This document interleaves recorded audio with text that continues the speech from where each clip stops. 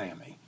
And Sammy would be out there drunk out of his mind, falling asleep in the service. And we just dismissed and said, oh, that's just Brother Sammy.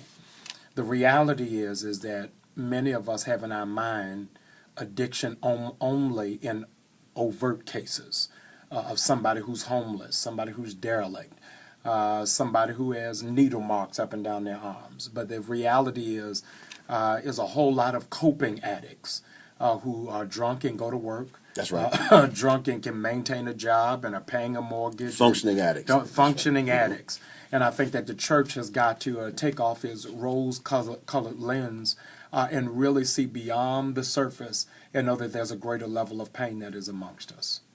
And once we realize, as pastors, I'm talking about as spiritual leaders, shepherds of the flock, how can our individual churches minister to these individuals when they have so much pride, embarrassment, and they may not even want to come to the pastor? Jesus says something very critical that resonates with me even in this moment, is that we've got to develop a sense of trust. Yes. That the people can trust us showing us their wounds. He said to one man who had a withered hand, stretch out your hand. In other words, you're hiding it, but I need to see it. And so many of us are hiding where it is that we're withered.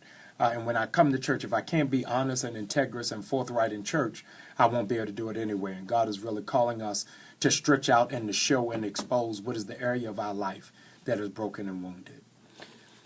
Have you been able to develop any ministries, outreach ministries well, first of all, there may be some persons in the listening audience who may not know about your church. Tell them about a little bit about your church, where it is, how long you've been the pastor, the founding, and that sort of thing.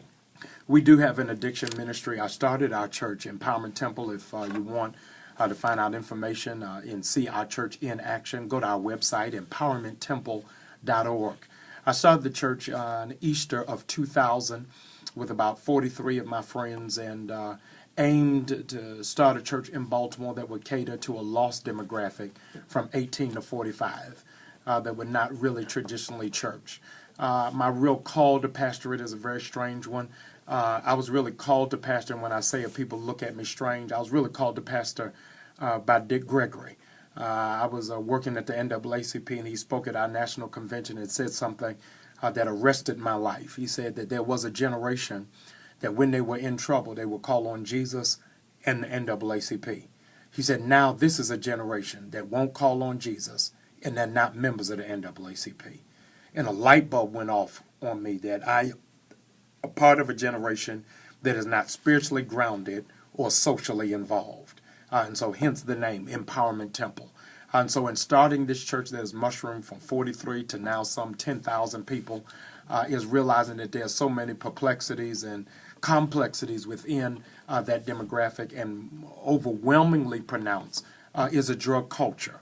And you'll notice it's not just a drug addiction, it's a drug culture. It's become a way of life. Yes. For so many people, particularly where it is that we are here in Baltimore, for those of you who are listening in Florida, that Baltimore has become so rampant that you can see people downtown Baltimore outside Lexington Market nodding off in public, not in an alley, not in an abandoned home, but right 5 feet away from the police.